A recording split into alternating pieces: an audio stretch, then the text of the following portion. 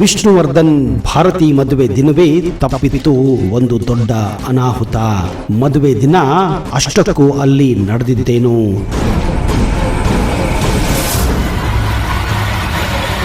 ಹೌದು, ಗೆಳೆಯನ ಮಾತಿನಂತೆ ವಿಷ್ಣುವರ್ಧನ್ ಹಾಗೂ ಅಂಬರೀಷ್ ಅವರು ಕಲ್ಯಾಣ ಮಂಟಪದ ಬಾಲ್ಕನಿ ಹತ್ತಿರ ಬಂದು ನಿಂತಿದ್ದರು. ಅಭಿಮಾನಿಗಳು ರಾಮಾಚಾರಿಗೆ ಜೈ, ವಿಷ್ಣುಗೆ ಜೈ, ಕುಮಾರ್ಗೆ ಜೈ ಎಂದು ಜೈಕಾರವನ್ನ ಹಾಕುತ್ತಿದ್ದರು. ಮತ್ತೊಂದು ಕಡೆ ಜನರ ಮಧ್ಯದಿಂದ ಎರಡು ದೊಡ್ಡ ಕಲ್ಲುಗಳು ವಿಷ್ಣುವರ್ಧನ್ ಹಾಗೂ ಭಾರತೀಯ ಮೇಲೆ ತೂರಿ ಬಂದಿದ್ದವು.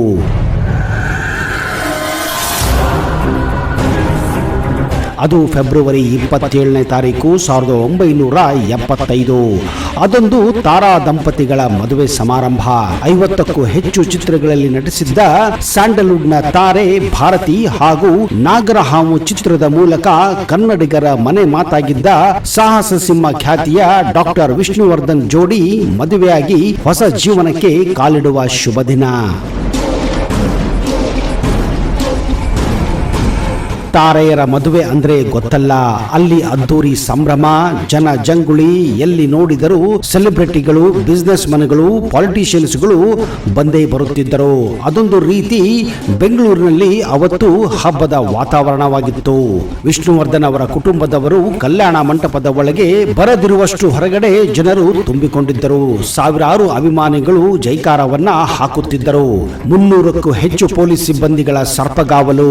ಒಳಗಡೆ ಮದುವೆ ಶಾಸ್ತ್ರ ಜೋರಾಗಿ ನಡೆದಿದ್ದರೆ ಹೊರಗಡೆ ಸಾವಿರಾರು ಅಭಿಮಾನಿಗಳು ತಾರಾ ನವ ಜೋಡಿಯನ್ನ ಮದುವೆ ಡ್ರೆಸ್ ನಲ್ಲಿ ನೋಡಬೇಕು, ಅವರನ್ನ ನೋಡಿ ಹಾರೈಸಬೇಕೆಂದು ಕಾಯುತ್ತಾ ಇದ್ದರು. ಹೊರಗಡೆ ಅಭಿಮಾನಿಗಳು ಕಾಯುವುದನ್ನ ಮನಗಂಡ ಕುಚ್ಚುಕು ಗೆಳೆಯ ರೆಬೆಲ್ ಸ್ಟಾರ್ ಅಂಬರೀಷ್ ಅವರು ವಿಷ್ಣುವರ್ಧನ್ ಹತ್ತಿರ ಬಂದು ಒಂದು ಸಲ ಹೊರಗಡೆ ಬಂದು ಅಭಿಮಾನಿಗಳಿಗೆ ಮುಖ ತೋರಿಸಿ ಹಾಯ್ ಅಂತ ಹೇಳ್ಬಿಡಪ್ಪ ಅಂತ ಬೇಡಿಕೊಳ್ಳುತ್ತಾರೆ. ಗೆಳೆಯನ ಮಾತಿನಂತೆ ವಿಷ್ಣುವರ್ಧನ್ ಹಾಗೂ ಭಾರತಿ ಅವರು ಕಲ್ಯಾಣ ಮಂಟಪದ ಬಾಲ್ಕನಿ ಹತ್ತಿರ ಬಂದು ನಿಂತಿದ್ದರು. ಅಭಿಮಾನಿಗಳು ರಾಮಾಚಾರಿಗೆ ಜೈ ಎಂದು ಜೈಕಾರವನ್ನ ಹಾಕುತ್ತಿದ್ದರು. ಆದರೆ ದುರಾದೃಷ್ಟ ಸ್ನೇಹಿತರೆ, ಮತ್ತೊಂದು ಕಡೆ ಜನರ ಮಧ್ಯದಿಂದ ಎರಡು ದೊಡ್ಡ ಕಲ್ಲುಗಳು ವಿಷ್ಣು ಹಾಗೂ ಭಾರತೀಯರ ಮೇಲೆ ತೂರಿ ಬಂದಿದ್ದವು. ಕಲ್ಲುಗಳನ್ನ ಬರುವುದನ್ನ ಕಂಡ ವಿಷ್ಣುವರ್ಧನ್ ಅವರು ಭಾರತೀಯವರ ತಲೆ ಹಿಡಿದು ಕೆಳಗೆ ಬಗ್ಗಿಸಿದ್ದರು. ಸ್ವಲ್ಪ ಅಂತರದಲ್ಲೇ ಅವೆರಡು ಕಲ್ಲುಗಳು ಇವರ ತಲೆ ಮೇಲಿಂದ ಹಾರಿ ಹಿಂದಿರುವ ಗಾಜಿನ ಕಿಟಕಿಗಳನ್ನ ಪುಡಿ ಪುಡಿ ಮಾಡಿದ್ದವು. ಭಾರತೀಯವರನ್ನ ಅವತ್ತು ತಲೆ ಬಗ್ಗಿಸಿದ್ರೆ ಅವತ್ತು ಮದುವೆಯ ದಿನವೇ ದೊಡ್ಡ ಅನಾಹುತ ಆಗಿ ಹೋಗಿರುತ್ತಿತ್ತು. ಕಲ್ಲುಗಳನ್ನ ಕಂಡಂತಹ ವಿಷ್ಣುವರ್ಧನ್ ಹಾಗೂ ಭಾರತಿ ಅಲ್ಲಿಂದ ಹೇಗೋ ಪಾರಾಗಿ ಹೋಗುತ್ತಾರೆ. ನಿಜಕ್ಕೂ ರೆಬೆಲ್ ಸ್ಟಾರ್ ಅಂಬರೀಷ್ ಅವತ್ತು ರೆಬೆಲ್ ಆಗಿಯೇ ಬಿಟ್ಟಿದ್ದರು, ಏನಾದರೂ ಮಾಡಿಯೇ ಬಿಟ್ಟಿದ್ದರು.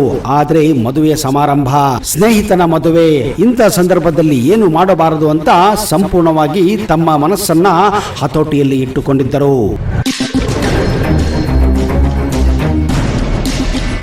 ಅಷ್ಟರಲ್ಲಿ ಪೊಲೀಸರು ಜಾಗೃತಗೊಂಡಿದ್ದರು. ಅಲ್ಲಿದ್ದವರು ಕಲ್ಲು ಎಸೆದವರನ್ನ ಹುಡುಕಿದರೂ ಯಾರು ಕೂಡ ಸಿಗಲಿಲ್ಲ. ಅಲ್ಲಿದ್ದ ವಾತಾವರಣ ಗಲಿಬಿಲಿಯಾಗಿ ಅಸ್ತವ್ಯಸ್ತವಾಗಿತ್ತು. ಪಕ್ಕದಲ್ಲಿ ಇದ್ದ ಕುಚುಕು ಗೆಳೆಯ ಅಂಬರೀಷ್ ಕೋಟೆಯಂತೆ ವಿಷ್ಣುವರ್ಧನ್ ಹಾಗೂ ಭಾರತೀಯವರಿಗೆ ರಕ್ಷಣೆ ನೀಡಿ ಒಳಗೆ ಕರೆದುಕೊಂಡು ಹೋಗಿದ್ದರು. ಆ ಎರಡು ಕಲ್ಲುಗಳು ತೂರಿ ಬರಲು ಕಾರಣವೇನು? ವಿಷ್ಣುವರ್ಧನ್ ಅಥವಾ ಭಾರತಿ ಯಾರಿಗಾದ್ರೂ ಮೋಸ, ವಂಚನೆ, ತೊಂದರೆ ಮಾಡಿದ್ರ?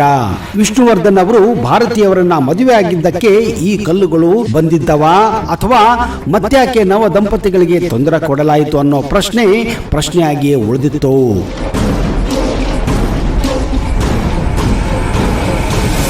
ನಿಜಕ್ಕೂ ಅದನ್ನು ಯಾರಾದರೂ ಮಾಡಿಸಿದ್ದರಾ ಅಥವಾ ಇದೊಂದು ಆಕ್ಸಿಡೆಂಟ್ ಅನ್ನೋದು ಯಾರಿಗೂ ಗೊತ್ತೇ ಆಗಿಲ್ಲ. ಆದರೆ ಯಾರಾದರೂ ಮಾಡಿಸಿದ್ರೆ ಯಾಕೆ ಮಾಡಿಸಿದ್ರು ಅನ್ನುವ ಪ್ರಶ್ನೆ ಕೂಡ ಅಲ್ಲಿ ಹುಟ್ಟಿತ್ತು. ವಿಷ್ಣುವರ್ಧನ್ ಗಂಧದ ಗುಡಿ ಸಿನಿಮಾ ಮಾಡಬಾರದಾಗಿತ್ತು. ಆ ಸಿನಿಮಾದಲ್ಲಿ ನಡೆದ ಘಟನೆ ನಂತರ ನಿಜಕ್ಕೂ ವಿಷ್ಣುವರ್ಧನ್ ನರಕಯಾತನೆಯನ್ನೇ ಪಟ್ಟರು.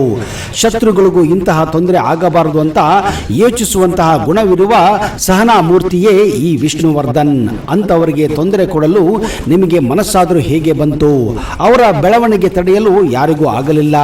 ಅಭಿಮಾನಿಗಳ ಮನದಲ್ಲಿ ಸಾಹಸ ಸಿಂಹ ಶಾಶ್ವತವಾಗಿ ಸ್ಥಾನವನ್ನ ಗಳಿಸಿದ್ದಾರೆ.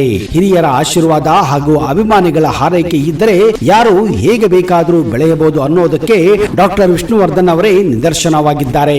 ನಿಜಕ್ಕೂ ಇತ್ತೀಚಿನ ಹೀರೋಯಿನ್ಗಳು ವಿಷ್ಣುವರ್ಧನ್ ಹಾಗೂ ಭಾರತೀಯರ ಸಹನಾ ಶಕ್ತಿಯನ್ನ ಕಂಡು ಅವರು ತಮ್ಮ ಜೀವನವನ್ನ ಬದಲಿಸಬೇಕು, ಅವರನ್ನ ಫಾಲೋ ಮಾಡಬೇಕು.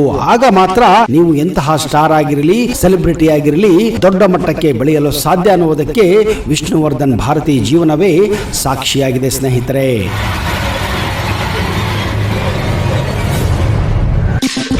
ಸ್ನೇಹಿತರೆ, ಈಗ ನಿಮಗೊಂದು ಪ್ರಶ್ನೆ. ನೀವು ನಿಜಕ್ಕೂ ಸಾಹಸ ಸಿಂಹ ವಿಷ್ಣುವರ್ಧನ್ ಅಭಿಮಾನಿಯಾಗಿದ್ದರೆ ಈ ಪ್ರಶ್ನೆಗೆ ಉತ್ತರವನ್ನ ದಯವಿಟ್ಟು ಕಮೆಂಟ್ ಬಾಕ್ಸ್ ಅಲ್ಲಿ ಹಾಕಿ. ಸಾಹಸ ಸಿಂಹ ವಿಷ್ಣುವರ್ಧನ್ ಅವರ ಮೊಟ್ಟ ಮೊದಲ ಚಿತ್ರ ಯಾವುದು? ಗಂಧದ ಗುಡಿ, ನಾಗರಹಾವು, ವಂಶವೃಕ್ಷ, ಭೂತಯ್ಯನ ಮಗ ಅಯ್ಯೋ? ನಿಮ್ಮ ಸರಿಯಾದ ಉತ್ತರವನ್ನ ದಯವಿಟ್ಟು ಕಮೆಂಟ್ ಬಾಕ್ಸ್ ಅಲ್ಲಿ ಹಾಕಿ.